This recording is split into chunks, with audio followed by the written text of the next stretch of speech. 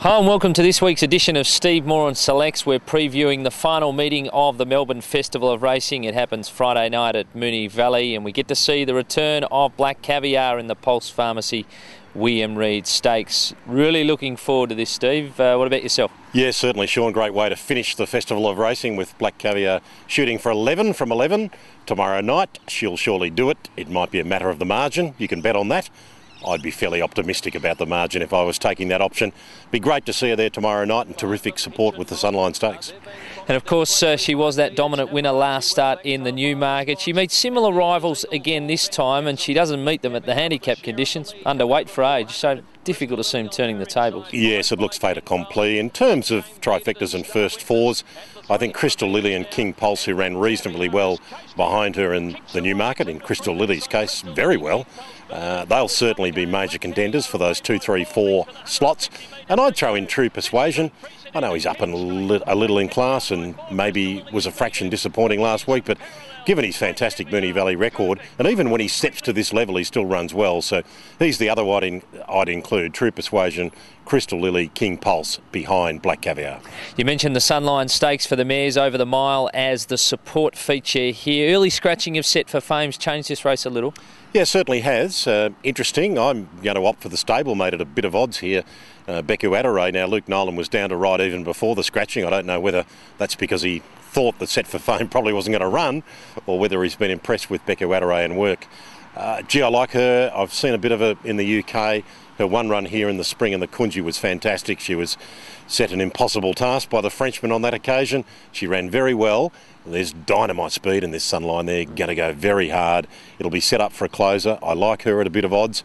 You must respect Lady Lynette because of her fantastic Moonee Valley record and the fact that she meets those horses from Flemington all 4.5 kilos better here under the weight for age conditions. Avienas is the other class runner. And Windara Place, gee, isn't she flying for the O'Sullivans? And she'll be suited by Frantic Tempo. So they're the top 4 for me in the Sunline. All right, so there's your features. What about your best bet? Best bet, I think we'll go with Scent Express, probably the obvious, but such a fantastic short course Moonee Valley performer.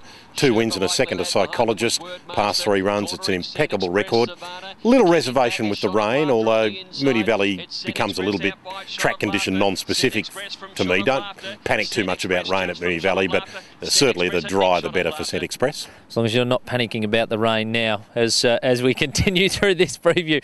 What about your best each way? Best each way, that's not it. For Matt Ellerton and Simon Zara, very good run, second up behind Panapeak, who goes to the Group 1 to take on Black Caviar.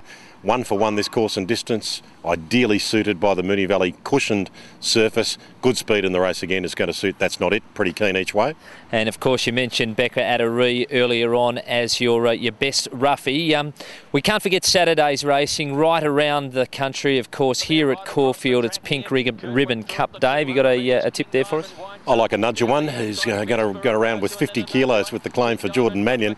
Looks very appealing to me.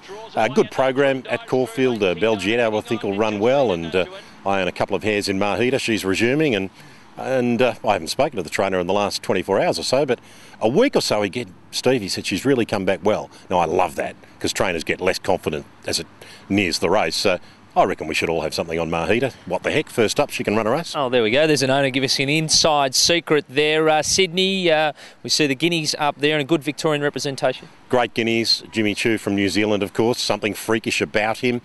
Absolutely awesome. Shamrock of the filly and Doomsky representing Victoria, and with the prospect of a rain-affected track, maybe the one who's the greatest price of that quartet. Doomsky might have a little chance at odds on the soft ground. I think he'll run well. I think all the Victorians will run really well, and Brazilian Pulse continues her preparation in Sydney, and her first up runs suggest she's come back in great shape.